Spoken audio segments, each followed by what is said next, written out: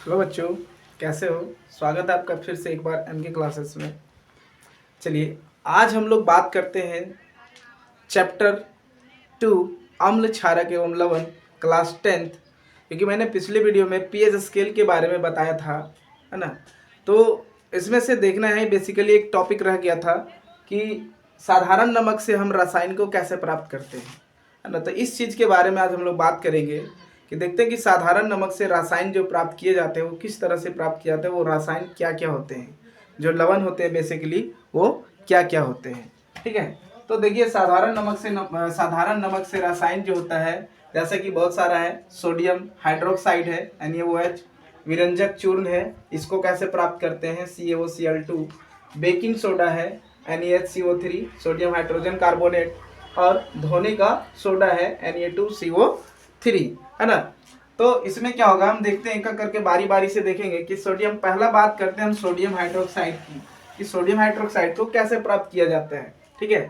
तो sodium hydroxide को प्राप्त करने के लिए हमें क्या करना पड़ेगा, सबसे पहले क्या करेंगे, सोडियम क्लोराइड के जलीय विलयन में एक जलीय विलयन लेंगे, जिसमें विद्युत धारा प्रवाहित करने पर यह वियोजित होकर क्या होता है, सोडियम हाइड्रोक्साइड उत्पन्न करता है। ठीक है, कि सोडियम क्लोराइड के जलीय विलयन में उसको जल के साथ मिक्स करेंगे और उसमें अगर हम विद्युत धारा प्रवाहित करते हैं तो क्या होता है, सोडियम हाइड्रोक्साइड का क्या होता है, वियोजित होकर ये NaOH उत्पन्न करता है। इस प्रक्रिया को क्लोरक्षार प्रक्रिया कहते हैं। जैसा कि मैंने फिगर में भी बताया है कि यहाँ पे देखिए, ये जो है इसे क्या कहते हैं, एनोड। ये जो है प्लस है, जैसे आप बैटरी में समझ सकते हो, ये बीच में जो झिल्ली डला हुआ होता है, ये जो होता है आपका माइनस साइन जो होता है उसे कैथोड कहा जाता है, जो प्लस होता है वो एनोड होता है। ठीक है।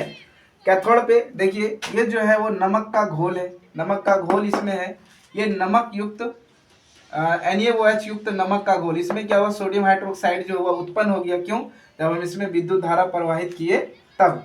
यहाँ से क्लोरीन गैस मुक्त हो रहा है, हाइड्रोजन गैस मुक्त हो रहा है ना। और ये जो है आपका झिल्ली है, ये आपस में क्या हो रहा है, रिएक्शन हो रहा है। कब रिएक्शन, तब करेगा जब हम इसमें विद्युत धारा प्रवाहित करते हैं तब। इसके साथ ही साथ क्या होता है कि सोडियम हाइड्रोक्साइड युक्त नमक का घोल प्राप्त होता है ना, जिसका उपयोग भी होता है। नमक का घोल इसमें था, क्लोरीन गैस प्राप्त हुआ, हमें हाइड्रोजन गैस प्राप्त हुआ, क्लोरीन का उपयोग होता है। इससे प्राप्त जो हाइड्रोजन गैस होता है उसका भी कुछ ना कुछ उपयोग होता है। ठीक है।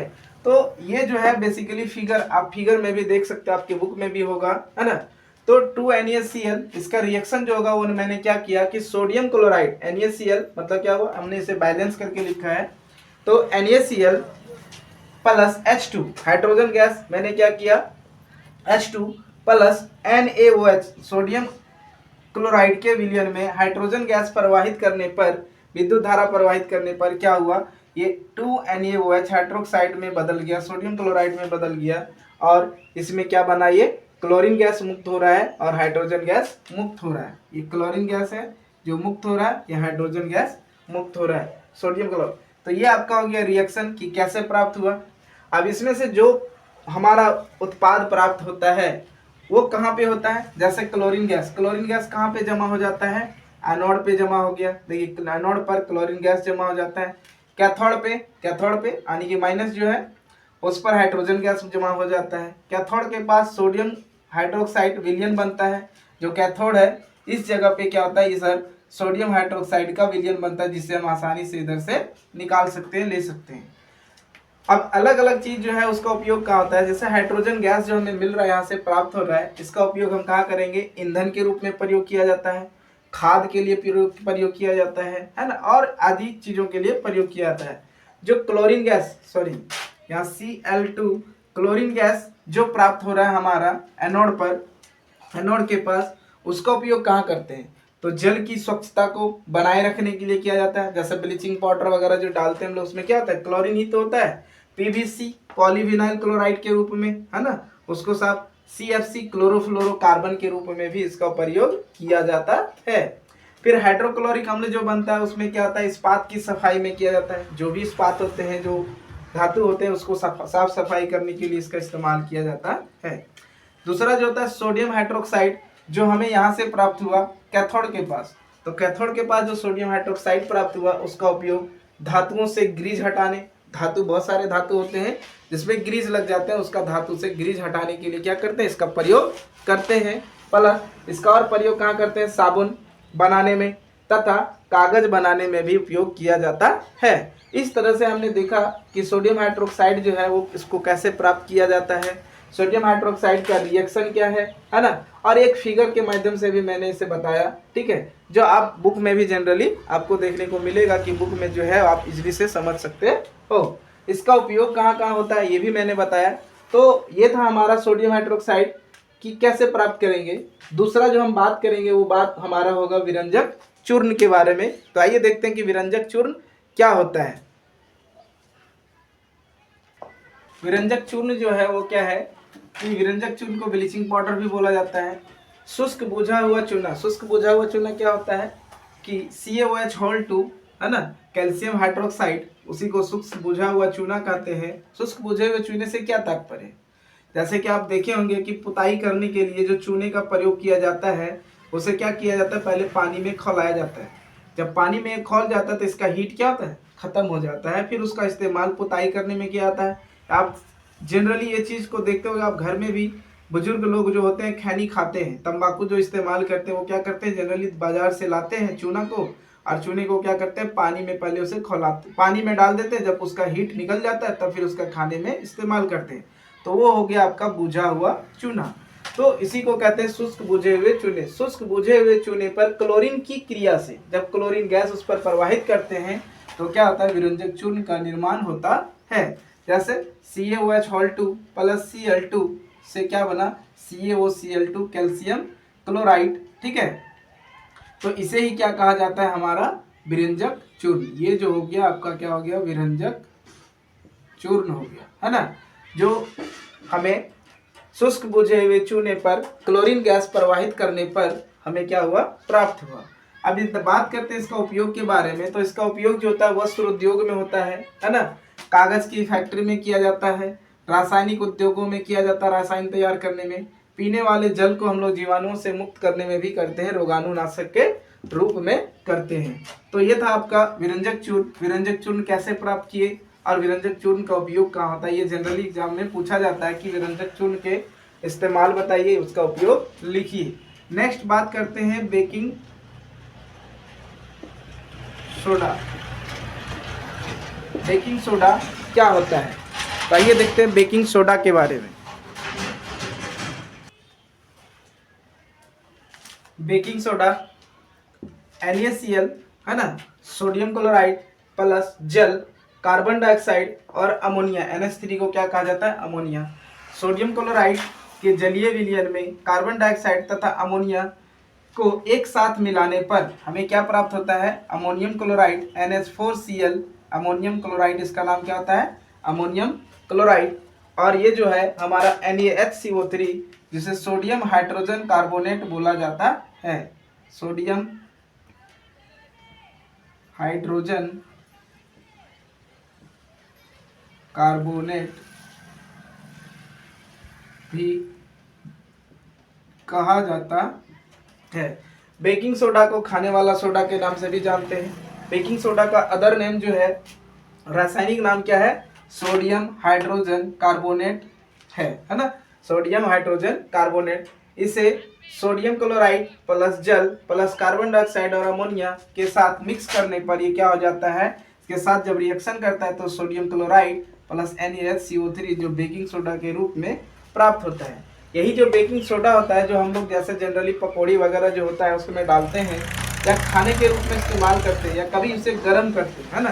तो जब इसे खाने के रूप में गर्म करते हैं तो क्या होता है, खाना पकाते समय गर्म करने पर सोडियम हाइड्रोजन कार्बोनेट जो होता है वो क्या होता है, सोडियम कार्बोनेट प्लस जल प्लस CO2 के रूप में क्या होता है, विखंडित हो जाता है, टूट जाता है।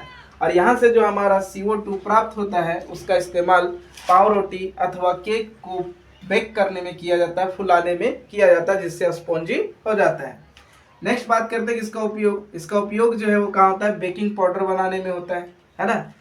केक तथा पाव रोटी बनाने में, ये केक तथा पाव रोटी कैसे बनता है समझ में आ गया कि जिस सब इसे हीट करते हैं तो जो कार्बन डाइऑक्साइड गैस निकलता है, इस कार्बन डाइऑक्साइड का उपयोग ही हमें कहाँ मिलता है, केक तथा पाव रोटी बनाने में किया जाता है। एंटी एसिड के रूप में भी इसका उपयोग किया जाता है। जनरली जैसे कोई डंग वगैरह मार देता है, चींटी वगैरह काटता है, तब भी इसका इस्तेमाल करो तो आप क्या करते हैं उसे, मतलब दर्द से राहत पाते हैं। या एंटी एसिड, अगर हमारे पेट में अम्ल की मात्रा बहुत अधिक हो जाता है तब भी हम क्या करते हैं, इसे इसका उपयोग किया जाता है, एंटी एसिड के रूप में प्रयोग किया जाता है। अग्निशामक के रूप में भी इसका प्रयोग किया जाता है, आग को बुझाने में भी प्रयोग किया जाता है। क्यों? क्योंकि इसमें जो कार्बन डाइऑक्साइड है वो क्या करता है, कार्बन डाइऑक्साइड आग को बुझाता है, इसलिए इसका उपयोग अग्निशामक। नेक्स्ट जो है वो बात करने वाले हम लोग धावन सोडा का। धावन सोडा जो है, इसका नाम जो है, धावन सोडा को धोने वाला सोडा के नाम से भी जानते हैं, जो हम लोग साबुन में जनरली उपयोग करते हैं, तो धोने वाला सोडा के नाम से जिसे जाना जाता है। इसका रासायनिक सूत्र सोडियम कार्बोनेट होता है Na2CO3 और जल के 10 अणु इसमें मिलकर इसका निर्माण होता है। तो देखते हैं सोडियम कार्बोनेट के पुनः क्रिस्टलीकरण से, लिखा हुआ है कि सोडियम कार्बोनेट के पुनः क्रिस्टलीकरण से धोने का सोडा प्राप्त होता है। क्षारकीय लवण है, यही एक प्रकार का क्या है, क्षारकीय लवण है। इसका सूत्र जो है Na2CO3 10H2O है। ठीक है, Na2CO3 जल के 10 अणु को मिक्स करने के बाद ये रिएक्शन करता क्या बनता है, Na2CO3 10H2O बनता है। ठीक है, इसका उपयोग कहाँ होता है, कांच एवं साबुन के उद्योग में, फैक्ट्रियों में इस्तेमाल होता है कि जहाँ पे कांच का निर्माण होता है, साबुन का निर्माण होता है, वहाँ पे इसका उपयोग किया जाता है। बोरैक्स के उत्पादन में, बोरैक्स जो होता है क्या होता है, बोरैक्स जैसे कि तुम्हारा एल्युमिनियम ये हो गया हमारा, उसके उत्पादन में किया जाता है। घरों में साफ सफाई के लिए होता है, घर में हम लोग जनरली कपड़े धोने के लिए यूज करते हैं। जल की स्थायी कठोरता हटाने के लिए भी होता है, जल का जो कठोर होता है हिस्सा होता है उसको अगर हटाना है तो इसके में भी इसका धावन सोडा का इस्तेमाल होता है। क्योंकि देखते हैं जनरली जब हम लोग साबुन वगैरह घोलते हैं तो क्या होता है, हमें कैसा दिखता है, ये थोड़ा सा जो पानी जो होता है वो पतला दिखाई देता है, पतला नहीं मतलब मुलायम हो जाता है, यानी उसकी कठोरता जो होता है वो समाप्त हो जाती है। इसलिए उस जल की स्थायी कठोरता को भी हटाने के लिए इसका इस्तेमाल किया जाता है। नेक्स्ट बात करते हैं हम लोग plaster of Paris. 5th number जो है प्लास्टर ऑफ पेरिस, इसका केमिकल नेम जो होता है, केमिकल फार्मूला जो है CaSO4 12H2O, calcium sulphate hemihydrate, इसे कैल्शियम सल्फेट हेमीहाइड्रेट भी कहा जाता है। इसका अदर नाम क्या है, calcium sulphate hemihydrate, calcium sulphate hemihydrate भी कहा जाता है। हेमीहाइड्रेट मतलब जल के आधा अणु, है ना। जिप्सम को ये कैसे प्राप्त होता है इसके बारे में देखते हैं कि जिप्सम को 373 केल्विन पर गर्म करने पर यह जल के अणुओं को त्याग कर देता है, हट जाता है। जल के जितने भी अणु होते हैं वो हट जाते हैं, त्याग कर देता है, और त्याग कर क्या बनाता है, कैल्शियम सल्फेट हेमीहाइड्रेट, यानी कि ये कैल्शियम सल्फेट हेमीहाइड्रेट जिसे POP यानी कि प्लास्टर ऑफ पेरिस का निर्माण करता है। यह एक प्रकार का सफेद चूर्ण होता है जो हम लोग देखते हैं जनरली, जिसे जल में मिलाने पर पुनः जिप्सम बनकर ठोस रूप ग्रहण कर लेता है। प्लास्टर ऑफ पेरिस जो हम लोग जनरली घर में पुट्टी वगैरह इस्तेमाल करते हैं, ठीक है, इसको हम लोग देखते हैं कि पानी में जब मिलाते हैं तो क्या होता है, ठोस हो जाता है। या सीमेंट, जिप्सम क्या होता है, सीमेंट होता है, वो भी एक तरह का चूर्ण होता है। ठीक है, तो उसको भी जब हम लोग पानी के साथ क्या करते हैं, संपर्क में जैसे ही आता है वो क्या होता है, ठोस बन जाता है। तो इस प्रकार से क्या होता है, वो भी एक तरह का चूर्ण होता है जो पानी के संपर्क में आते ही ठोस रूप ग्रहण कर लेता है। ठीक है, तो ये भी क्या होता है, जैसे कैल्शियम सल्फेट हेमीहाइड्रेट प्लस जल का आधा अणु और 1 प्लस आधा और अणु, मतलब 1.5 अणु टोटल, है ना, 1.5 और अणु दे दिए, और उसको जब मिक्स किए तब ये क्या बना हमारा, calcium sulphate 2H2O, calcium CaSO4 2H2O, जल का आधा अणु और जल का 1.5 अणु, टोटल कितना हो गया, 2 अणु, जो क्या बनाया, जिप्सम का निर्माण किया। जिप्सम जिसे सीमेंट भी कहते हैं, या प्लास्टर ऑफ पेरिस जो होता है जनरली सफेद चूर्ण के रूप में जो प्राप्त होता है वो भी हो गया, उसे भी हम इस रूप में देखते हैं। अब इसे क्या करेंगे, इसे फिर से अगर क्या करेंगे, गर्म करते हैं 373 केल्विन पर, तो हमें क्या मिलता है, जल का जो बचा हुआ अणु जो था, इतना अणु जो होता है इसका त्याग हो जाता है, खत्म हो जाता है, और CaSO4 12H2O बचता है, जिसे हम लोग क्या कहते हैं, प्लास्टर ऑफ पेरिस कहते हैं। यही हो गया हमारा प्लास्टर ऑफ पेरिस। तो इस प्रकार हमारा प्लास्टर ऑफ पेरिस प्राप्त होता है। इसे जब हम लोग जल जिप्सम को 373 केल्विन पर गर्म करते हैं, जिप्सम कैसे प्राप्त हुआ ये हमने देखा, और प्लास्टर ऑफ पेरिस कैसे प्राप्त हुआ ये देखा। जनरली आप देखते हैं कि इसका उपयोग कहाँ होता है। इसका उपयोग जो होता है वो डॉक्टर टूटी फूटी हड्डियों को जोड़ने में भी करता है ना। जनरली देखते हैं जब कि हमारा हाथ पैर वगैरह फ्रैक्चर हो जाता है तो डॉक्टर के पास हम लोग जाते हैं तो क्या करता है, हमारा बैंडेज कर देता है, तो एकदम ठोस होता है ना, ठोस हो जाता है। वो बैंडेज जो होता है वो प्लास्टर ऑफ पेरिस से ही किया जाता है। तो इसका इस्तेमाल डॉक्टर जो है वो कहाँ करता है, टूटी फूटी हड्डियों को बनाने में भी करता है। दूसरा, खिलौना बनाने में भी किया जाता है और सजावट का सामान जितने भी, जैसे अभी जनरली हम लोग मूर्ति वगैरह देखते हैं जो आता है वो क्या होता है, पीओपी का ही होता है, प्लास्टर ऑफ पेरिस का होता है, टूट गिर जाता है तो तुरंत टूट जाता है। तो प्लास्टर ऑफ पेरिस से खिलौने वगैरह भी बनाए जाते हैं, बच्चों का खिलौना या मूर्ति हो गया, ये सारे चीज़ प्लास्टर ऑफ पेरिस से बनाए जाते हैं। और दूसरा उपयोग, सतह को चिकना करने में भी इसका उपयोग किया जाता है। सतह का चिकना करने, जैसे घर में हम लोग पुट्टी मरवाते हैं, है ना, तो पुट्टी को साफ सफाई, मतलब उसका जो वाल जो होता है वो पूरा क्या होता है, चिकना हो जाता है, सरफेस जो होता है पूरा चिकना हो जाता है। तो घर के सतह को चिकना करने में भी इसका उपयोग किया जाता है। तो आज हमने बात किया टोटल कि रसायनों से हम लोग लवण को कैसे प्राप्त करेंगे, है ना। इसमें बेसिकली मैंने बात किया साधारण नमक का, ब्लीचिंग पाउडर का, जो ब्लीचिंग पाउडर का, बेकिंग सोडा का, धोने वाला सोडा का, प्लास्टर ऑफ पेरिस का। तो डिफरेंट जो थे लवण थे जो रसायनों से प्राप्त हुए, इनके बारे में मैंने बात किया। नेक्स्ट वीडियो जो होगा हमारा होगा नेक्स्ट चैप्टर, ठीक है, चैप्टर नंबर 3, तो उसका बात हम नेक्स्ट वीडियो में करेंगे। आप पिछली वीडियो का लिंक मैंने जो है डिस्क्रिप्शन बॉक्स में दिया हुआ है, आप वहां से जाके पिछली वीडियो को भी देख